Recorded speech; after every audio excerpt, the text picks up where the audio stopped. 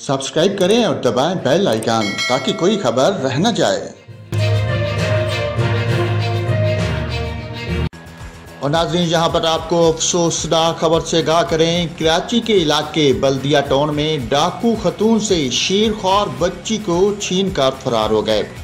SSP की marry फिदा हुसैन ने कहा कि खतून ने बैग में 11 रोज की बच्ची को रखा हुआ था।